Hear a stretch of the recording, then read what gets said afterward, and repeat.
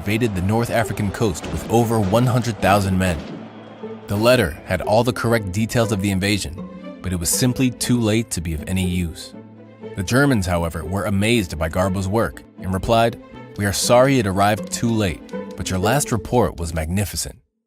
Over the next several months, Garbo continued adding more members to his network, bringing the total to 27 spies. Of course, all of these agents had to be paid, and by the end of 1943, the Germans were sending Garbo over $100,000 a month to fund his network. They were so pleased with the information that he was providing that they stopped hiring new spies in Britain. With the network now in full swing, it was time for Garbo's masterpiece, D-Day.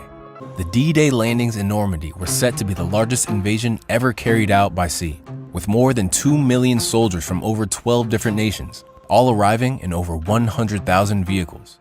Pulling this off without the Germans suspecting a thing would be an enormous challenge, but Britain had the best man for the job. To avoid the information from arriving late like last time, the Germans told Garbo to start sending his messages via encrypted Morse code instead of letters. Garbo would first write his message in Spanish and break up the message into clusters of 5 characters. Then, consulting a code table, he would change each letter to jumble up the message. An operator would then start typing out the jumbled message into Morse code, which would be transmitted over radio to the Germans.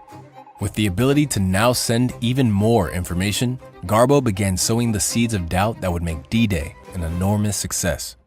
One of Garbo's agents who worked in the London Underground claimed that the tunnels were being extended towards the southeast and that ammunition was being moved down the tunnels. Another agent saw assault barges gathering at the port of Dover and convoys of Canadian troops arriving in Southampton.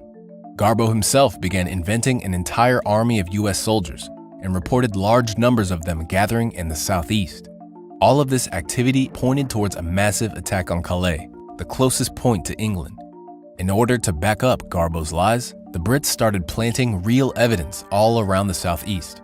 Fake airstrips were cut into fields, and hollow wooden planes were placed at the side. German planes started bombing these fake sites, so they knew it was working. A gigantic fake oil storage facility was set up in Dover, and photos of King George visiting the site were placed in the local newspaper.